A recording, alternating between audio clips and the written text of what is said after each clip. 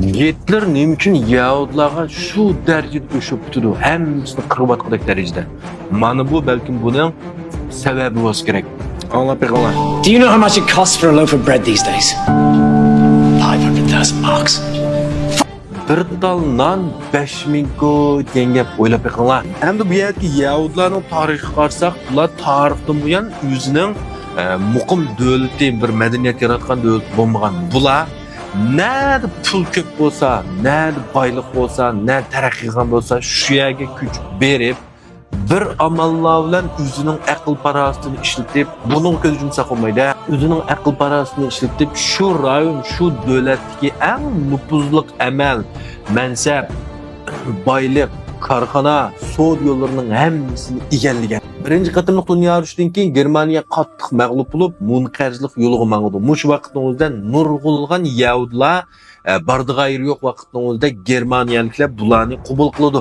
Germaniyaga eqib kirdi bular. Endi mush vaqtning o'zida Germaniyaliklarga nisbatan qo'saq beqish, jinni saqlash bir hayot qilishning o'zi eng cho'ng masalaga aylandi. Biroq mushundaq hal qilish paytida bu yerda Yahudilar Germaniyaliklar o'z vaqtida bizni qo'yniga olgan, o'z vaqtida bizga yaxshilik qilgan, bizga yeydigan tomoq, turadigan uy, shunday sharoitlarni bergan degan o'ylamay, bularga yordam qilmay, aksicha shu darajada nacharlik, xumsizlik deymizmi?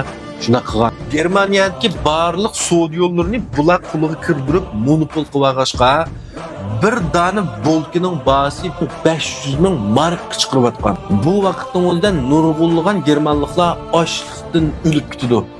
Biroq Yahudilar qarsak, bular uyda yeb, ichib, suringanni qilib, shu darajada boy-boy yashar. Lekin bular shu jo'sga oshgan tomoq bolklarni mushuklarga bir vet chiqaradi.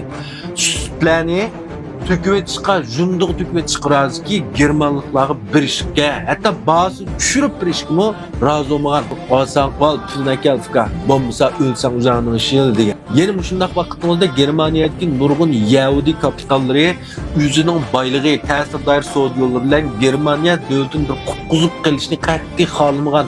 Boz, alay ko'p kessin, yo'qalsin degan. Hamda müşündaq əhvallasida Germanlıqlar açıq gelmemdə, g'azablanmamda, nafratlanmamda naq shu vaqtda kim o'tirib chiqdi? Hitler o'tirib chiqdi.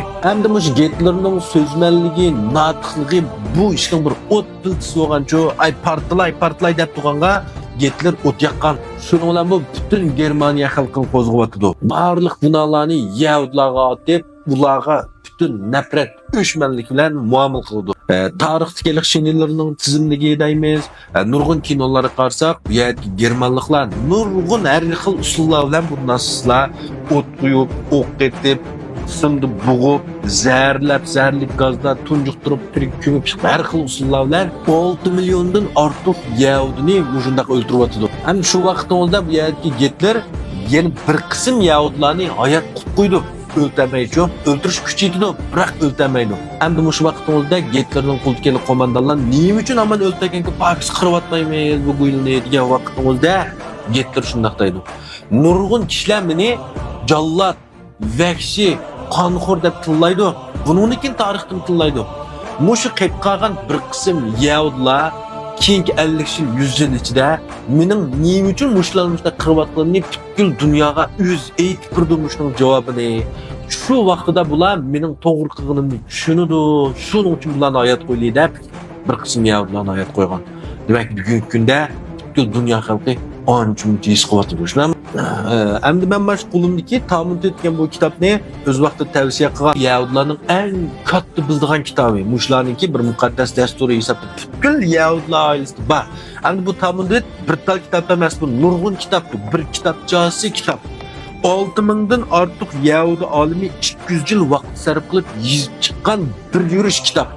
Endi men bu kitobni tavsiya qilgan vaqtimizda Yahudilar degan onda mandaqda nurg'un eg'izg'oqsiz gaplar bilan pengunchun bularni tillab, ulardan o'rganmayman. U bu deb shunday deb ketgan. Buni men to'g'ri tushundim men. Lekin yaqinqi vaqtlarda men to'g'ri chiqayotgan, oshkorlanayotgan bir soxtapazliklarni ko'rganda yoqi, u Yahudilar emasga deb qoldim.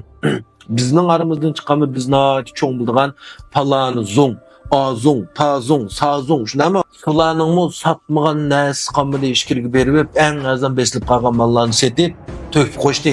Yana ondan başqa el söygen, elnimi söygen bizning çolpanlarımız, nurgun karxançılarımız, nurgun vanxunlarımız bop ketdi nurgun işlarni ko'rdik-ku. Şularni şu pul uchun, şu azgın näsini nech 10 näsi, hatta 100 näsi bada bizga satqanligini satqa vaqtni oldumu ağzın köpük çıqırıp acayip maqtab köpkürüp təşviqat degan qilib mushta qilganlarini his qildik-ku, bildik-ku.